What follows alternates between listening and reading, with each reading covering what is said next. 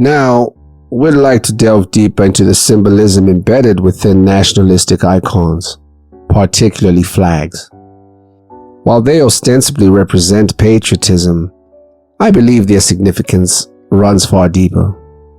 By embracing these symbols, we unwittingly pledge allegiance to a kingdom that rivals the kingdom of the Most High. Many nations and peoples throughout history have fallen into the trap of believing that their way of life represents the ultimate truth, the sole path to salvation. But history tells a different story. The story of the rise and fall of empires, of civilizations built upon the ashes of their predecessors. Take Zimbabwe, for example.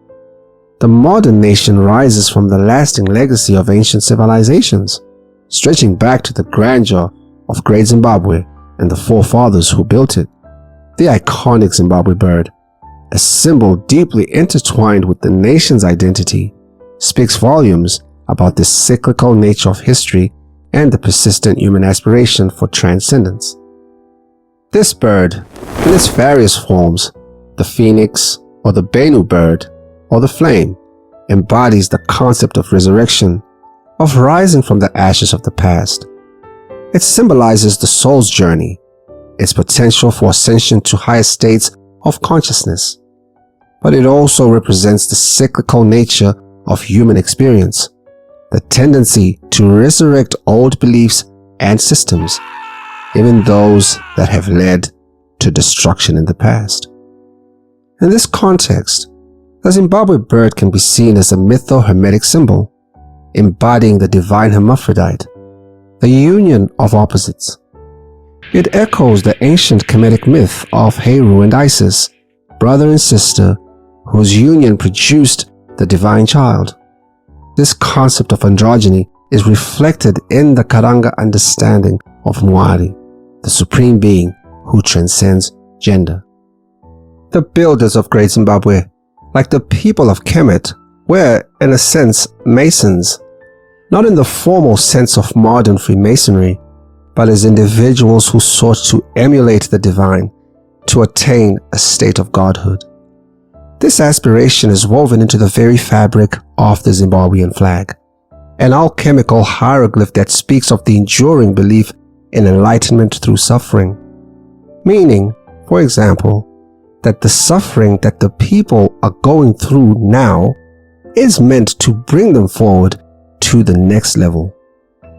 The flag of Zimbabwe is a profound repository of symbolic meaning, narrating the arduous journey towards enlightenment. The two vibrant red stripes represent the blood and sacrifice demanded on this path, signifying the trials and tribulations one must endure. Quick change. I like quick change. The way I analyze it is very simple. We were out in the bush. We sacrificed many young men and women. Many of them are dead. Many of them are maimed. We caused these parents to commit their young daughters and their young sons.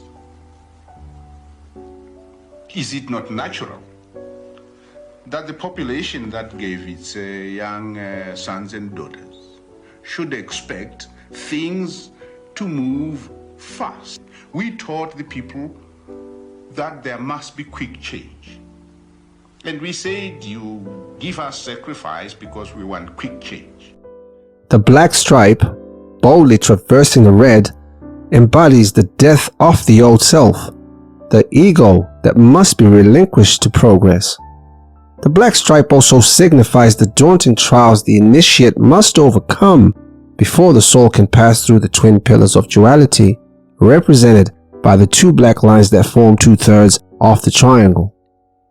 Emerging from this crucible of transformation, the white field within the triangle symbolizes the nourishing wisdom, the milk of the mother goddess who nurtures the initiate. Here, the Zimbabwe bird reveals itself in its feminine aspect of the divine trinity, offering guidance and protection.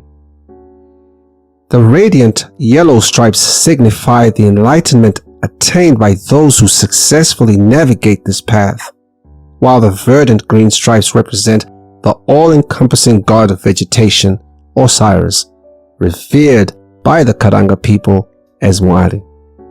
This flag, therefore, is not merely a national emblem, but it's a reminder of the transformative journey towards spiritual awakening.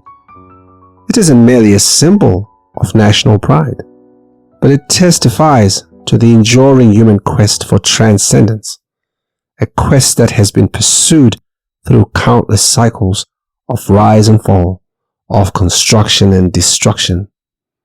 It is a reminder that true and lasting salvation cannot be found in the transient kingdoms of this world, but in the eternal kingdom of the Most High, our Creator. Was Cedric Herbert, the man who designed the Zimbabwean flag and also a member of the Rhodesian Heraldry and Genealogy Society, a Freemason? Perhaps the symbols he incorporated hold the answer. So, if you are a natural thinker, a seeker of truth, and someone on a journey of self-discovery, we invite you to join our community. Subscribe to our channel, like this video, and share it with others who are also on this path. Let's grow together, learn from each other, and unlock the hidden wisdom that surrounds us. Your support helps us to continue creating content that challenges, inspires, and empowers. Welcome to the journey. Until next time, peace. Who shall save the human race? Who shall preserve creation? Who shall save the human